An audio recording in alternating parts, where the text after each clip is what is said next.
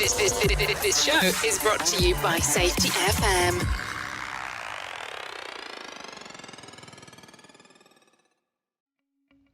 Welcome to Unapologetically Bold, I'm Not Sorry For.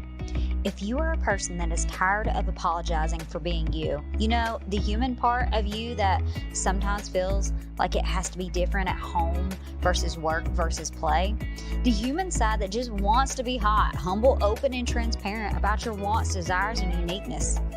If you answered yes, this is for you. Join me, Emily Elrod, as I dive into conversations with amazing guests about what they are not sorry for in creative and loving ways.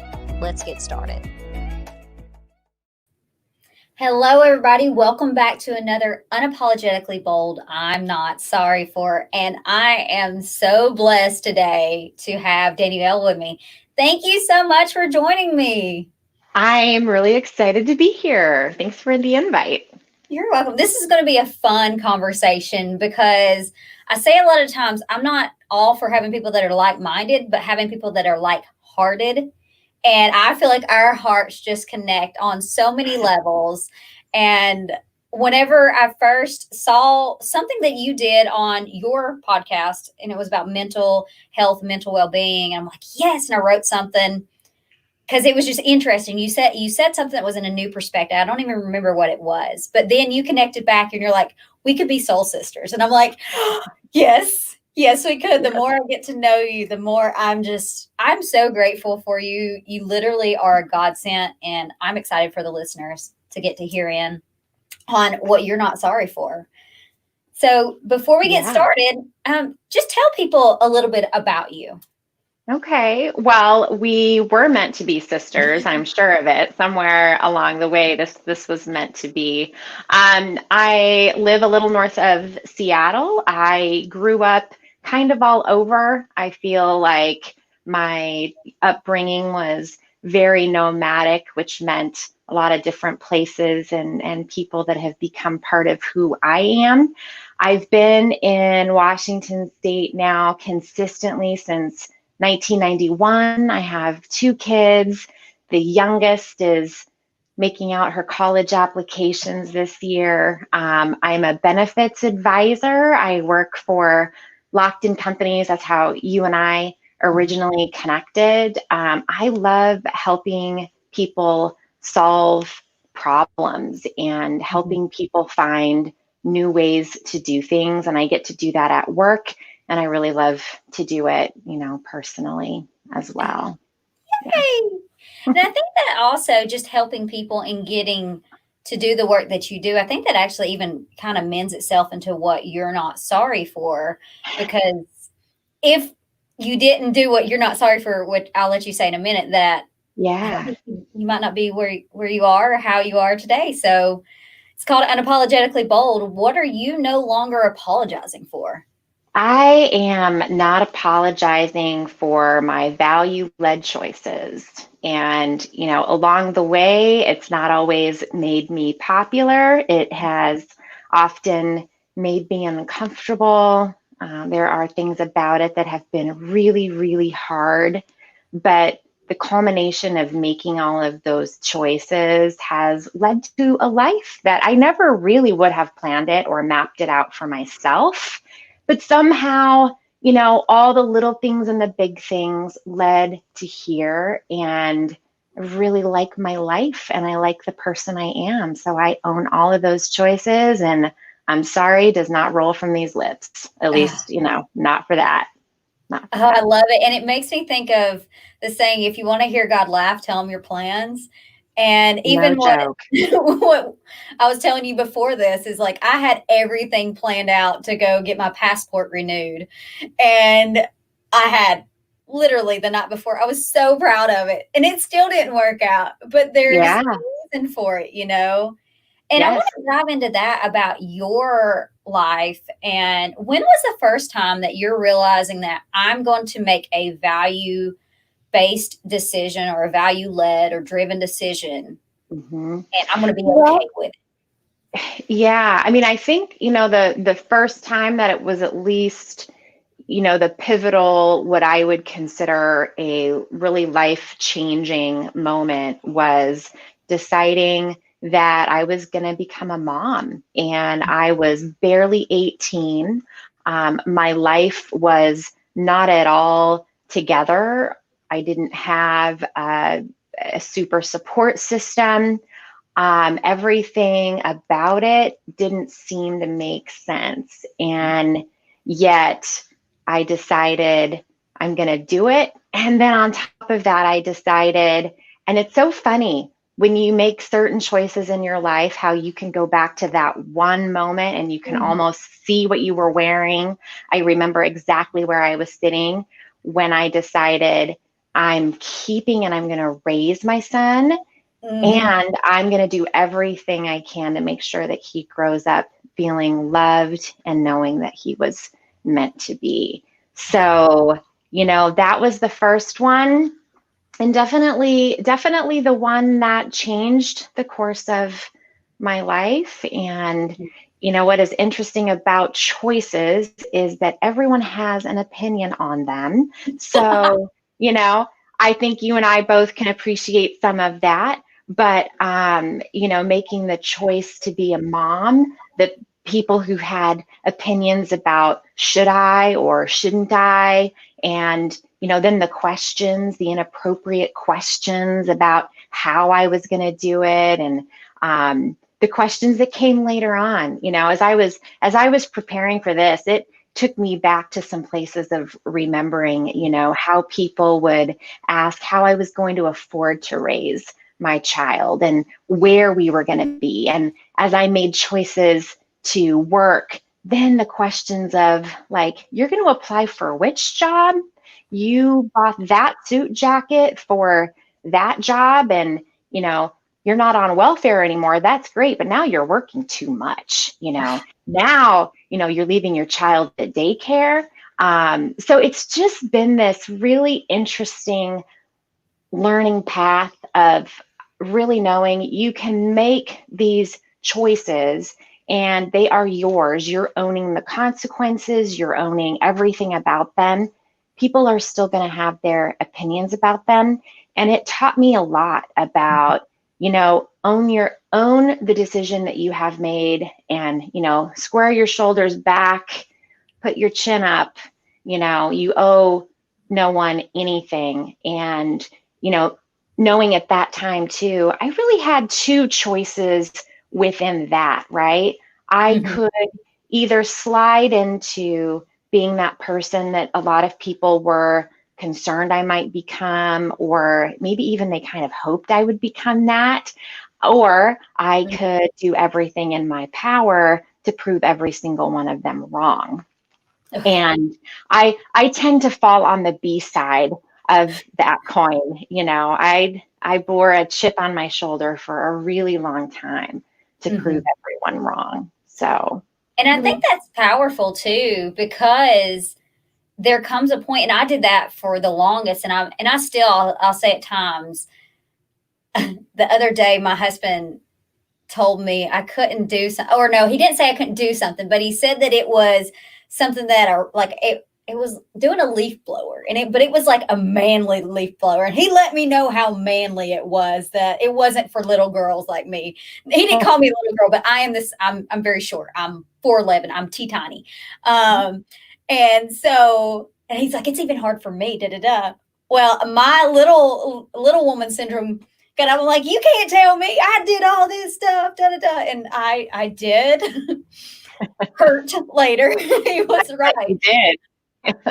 But it was the thing too, is whenever we make choices off of value-led decisions, even with the chips on our shoulders, we can usually eventually brush them or put them beside, because I remember, like you said, you remember clearly to the day, like some of those sayings or things. I remember I was in a funeral home, and there was this young guy that had passed away, and all our friends were around. And basically the guy's like, your life's over. You're about to have a kid. I'm like, oh, I will prove you wrong.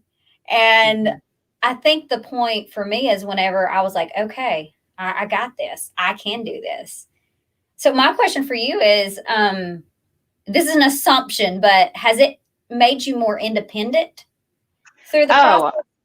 100%, 100%. Life didn't work out the way I had, always thought it might. But what really ended up happening is I've spent the last 26, 27 years making decisions about what my life was going to look like and how to build it. And with the exception of a period of a few years, I got to make all of those decisions myself. And so in some respects, some could say independent to a fault, because I might have some problems asking for help sometimes or raising my hand. But I have learned, especially this year, it's been such a good test of myself to be really honest about where I'm struggling and how I'm feeling, because ultimately, what's the worst thing that could happen? We're all struggling through this together. And one of the things I remind myself often, and I think everyone should, if you are breathing right now, you have already survived your worst day.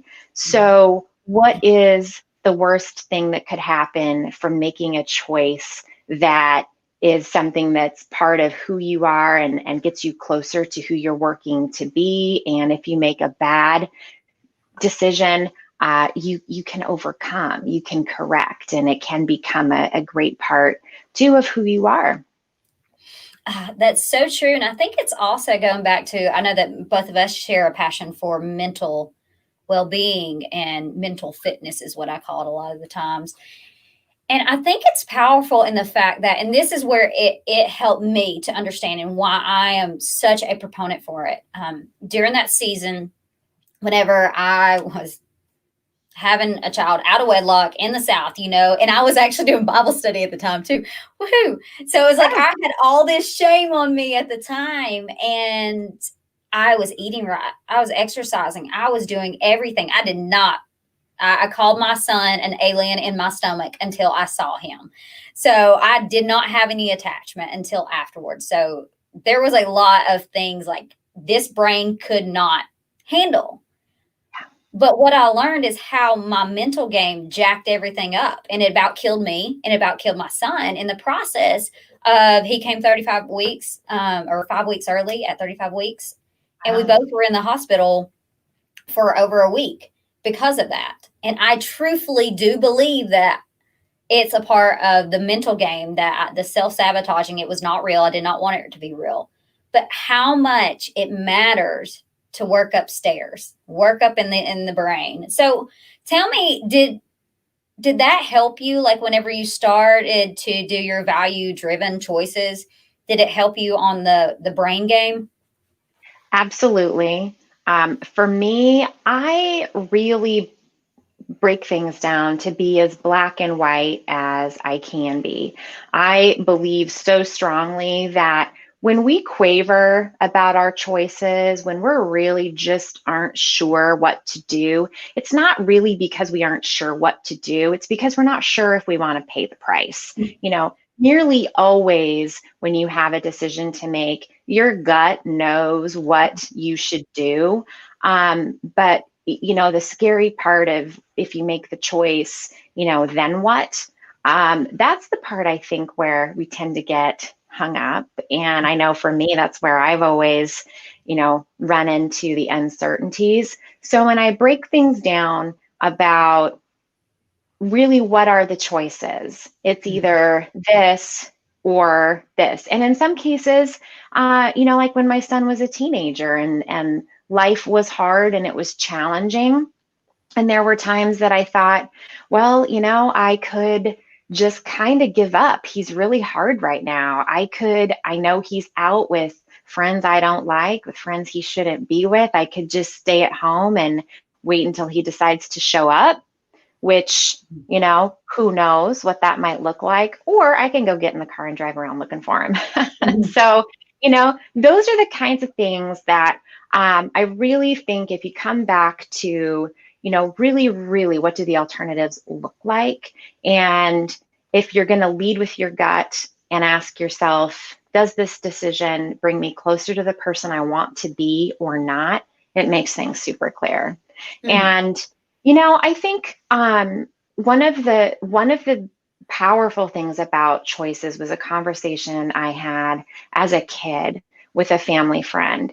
And my childhood was rough. I mean, it started out, I will say it started out great. I had the first, decade of life that was full of a lot of certainty and love and security. And when things changed, it just felt like it changed overnight, and the rug was really pulled out. And, the next 9 or 10 years were full of a lot of unpredictability and uncertainty. And those early foundation years of being loved so well gave me such a great place of measurement to what life should look like and what family should look like and what love felt like, and helped to build some principles sometimes in me that I think are part of the reason why I will be so adamant sometimes about, this is the way things should be. But during that really rough time, and a family friend of ours told me, I know right now you don't get to make your own choices, but trust me, in a few years, you will be able to make all of your own choices, and you'll be able to build the life that you want in your way. So just hold on. And I didn't really, at like 11 or 12, I didn't really appreciate what kind of an empowerment gift she was giving me. But I have thought about that moment so many times over the years, and that kind of empowerment that we all have, this ability to build the life that we want if we're willing to put in the work, and if we're willing to make the sacrifices, and if we're really, really willing to do the hard stuff. That has just been the lightning rod for me. And I've made decisions to, change jobs, or, move, or, my parenting decisions that sometimes, didn't make a lot of sense. But, in my gut, I knew it was right. And I've always known I didn't really want to necessarily make decisions like everyone else was, because I don't want everyone else's life. I want my own. That is so powerful. And what I hear and what I've seen sometimes is that, and I even do it my own, sometimes I take my choices for granted. And you feel like you're always going to have a choice. And it's always, but I'm like you too, whenever hearing that, I make pro con list. My husband, nope. But me, it's like, hey, let's sit down. I want to make, but I think it's the power of that your choices can have. And that's what you said. It can empower you to the life that you want. Does not mean that suck's not going to come along. Things will suck. There's going to be hard times. There's going to be, and here's the funny thing though. Whenever I made the decision to keep my son, and I knew that the biological father didn't want anything to do with my son, it was interesting because I knew I was going to have to tell my son one day that he was adopted, because I knew that I felt like God was going to give me a husband, a spouse, and he did. And I remember the day I told him, and he goes, "Oh, that's the reason why I'm white, not white dark." I'm like, "What?" He goes, "Yeah." He goes, "Yeah, Mama, I don't have the same skin. I'm white. And I'm like, okay. But the thing is a lot of times our decisions and what we think that we're making can go to these worst case scenario on the consequences. And I just have to look back and laugh. And that's the one that really, I cried. I cried for years, not because I didn't tell him until he was 5. And it was like, I made this decision, my consequence for my action, because that's what I've been told my whole life. Not my whole life, but basically that this was a sin and I was bringing this to light. And so I think that's so interesting. But whenever you do lead out on a value-based decision or a value-driven decision, but going back to it, that sometimes we take it for granted, but how easy we can actually make those decisions when they're value-led. But you have to know your values. So that's my question for you, for the listeners and the audience. Like, how values are probably something they're overheard and overdone with, but I think it's something that's so important. How do you advise or give invitation for people to look and determine what their values are? Oh, that's a really good question because I think it's so incredibly personal to, obviously to everyone. I think, asking yourself the questions of who do you want people to know you are? I mean, that's the place that I started from. When people talk about me and who I am and what kind of a person I am, what would I want people to think or to say? How do I want to make people feel? And those are the kinds of things I think that you start with. It's not this huge, grand scheme that you have to come up with or an algorithm. It really is, what kind of a person do you want to be? And what kind of a life do you want to have?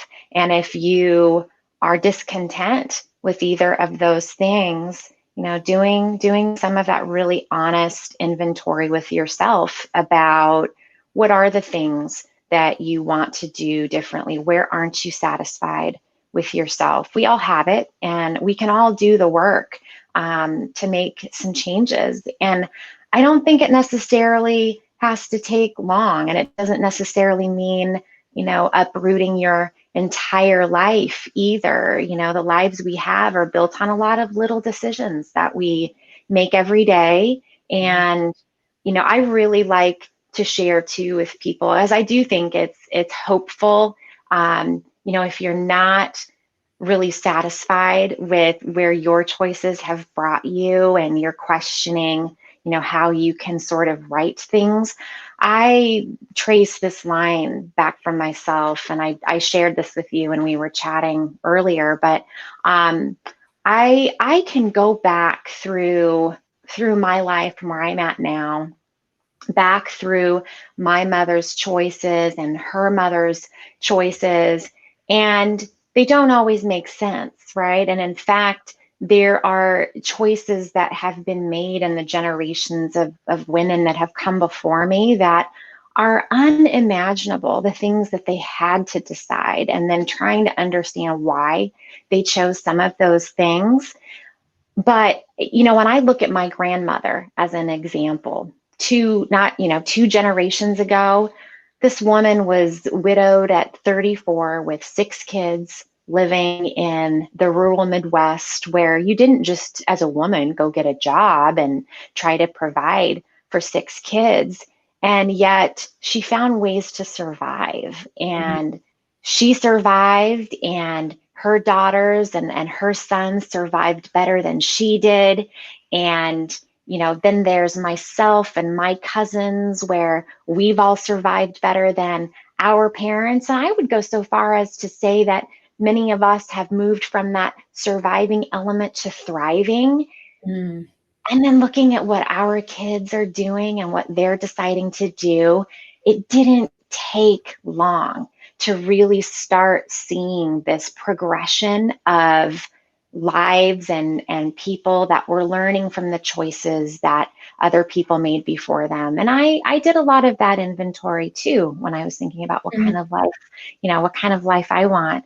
And I feel like, when we don't take things for granted, I consider their choices and the women in my family. And I think, man, I come from a long line of women who are really strong. They're made of some strong stuff. They've survived things that many people would never want to have to face. And I get to stand here today with a life that my grandmother probably never could have imagined for her grandkids. And I just see God's grace written all over that. Super thankful.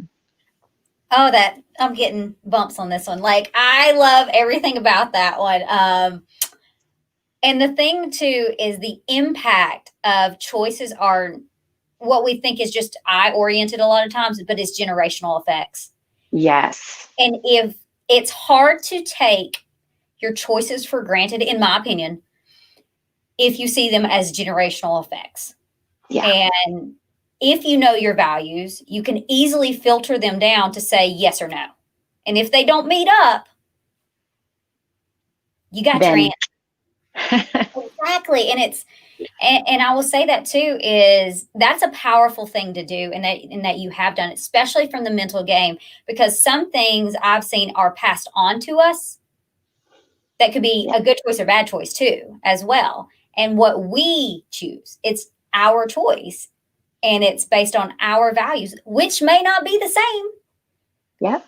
as what our predecessors and our lovely family members have been. And that's okay, Yeah. because you get to be unapologetically bold about you. So you're Yeah. amazing. I told you, audience, that she's awesome. I already said that ahead of time. So I just know how much of a blessing you are. So 2-part final question. Okay. Part 1. Somebody is apologizing for making their choices that are value driven instead of what the world wants them to do. What would you tell them? I would say, did you make a decision that resonated for you, that you considered, you were thoughtful, and, did you intentionally make a choice to hurt someone else? And, I think when we can say, yes, I strongly considered, no, I did not make that decision to hurt someone else, then you put your chin up, and how they feel about your choices is their business and not yours. On to the next. Amen. Amen to that one. That's great advice, y'all. Just going to throw that one out there. And then finally, if people want to just reach out to you or get to know more about you or things that you do, where can they find you at? Oh, I would love that. Meeting you was a great blessing out of this. So I'm on LinkedIn. You can certainly find me there. I also have a podcast, and we're on YouTube. It's called The Checkup. And I love to connect and talk with people. So if you are considering your own choices, and if you just want to chat with me about that, I would love to listen to anything someone may have to say, and I will pay it forward to the next person. Love it, love it, love it. Thank you so much for joining me, Danielle, and thank you for all that will tune in later. Y'all have an amazing and blessed day.